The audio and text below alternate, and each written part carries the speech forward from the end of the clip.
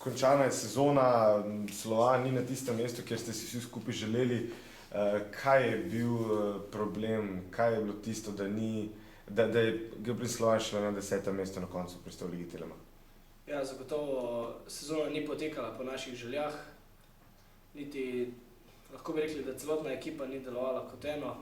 Mogoče je bil tudi ta pozno združenje vseh igralcev, ker smo zadnje 2 tedna pred začetkom lige smo se vsi skupaj zbrali in s trenerjem verjetno nismo vzpostavili pravilne kemije, ki bi lahko potrebovala boljši uvrstitvi na koncu.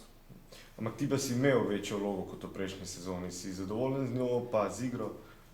V bistvu, ja, vlogo sem imel veliko večjo, na meni je bilo breme prvega organizatorja. Zdaj pa tako, začetek sezone je bil v redu, tudi na individualni ravni sem bil zadovoljen. To je pa mesec december sem se poškodoval na treningu in se mi je ta poškodba vlekla 2 meseca. In ko sem saniral poškodbo, sem imel pa težave s to ulovitvijo forme in lahko rečem, da sem na koncu šele v tej ligi za obstanek ulovil pravo formo ter končno prišel spet na pravo pot.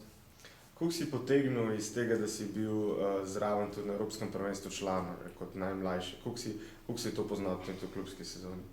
V bistvu to mi je dalo dodaten zagon, motivacijo, nekako pa cilj, ki ga lahko v prihodnosti še dosežem s trdim delom in upam, da bom še večkrat član te članske reprezentance, kajti biti del tega je izjemno in lahko sem vesel, da sem bil tam.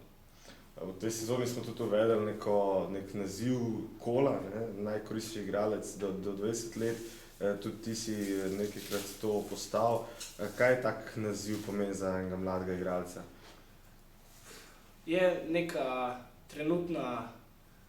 trenutno zadovoljstvo, lahko rečemo, vendar to je samo dodaten motiv, da še bolj trdo treniraš, daješ vse od sebe in bolj kot individualna nagrada je važna, da na koncu ekipa zmaguje ter pride do želenega cilja. Nekako začenja se priprave v 20, Zmagota si tudi že spoznal, Zmaga Sagadina. Kakšno je tvoje mnenje o teh prvih treningih? V bistvu ja, ekipa je bila sedaj 2-krat zbrana skupaj, manjka še par drugih igralcev, ki so se nam priključili danes. Sem pa nekako, ko bi rekel, v pričakovanju priprave Evropskega prvenstva vsega dogajanja, kajti mislim, da lahko skupaj dosežemo lep cilj. Če bi primerjal, bil si torej že pri članih, pa recimo primerjal zdaj U20, kako bi lahko te dve reprezentanciji, kakšen usporedbe bi lahko naredil, pa glede na to, da je prvenstvo doma? Ne vem, zdaj težko bi primerjal, kajti recimo članska reprezentanca sem se vključil malo kasneje in sem prišel v ta njihov ritem, ki je bil že, so bili že navajeni vsega in je bilo vse na izjemno visokem nivoju. Tukaj pa vidim, da se zdaj ta KZS proba približati ta način delanja v U20 kot pri članih.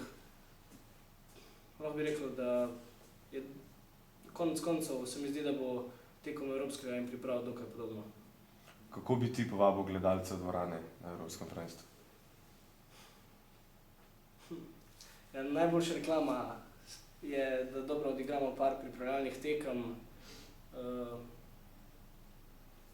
se naredi malo promocije med ljudi po raznih medijih in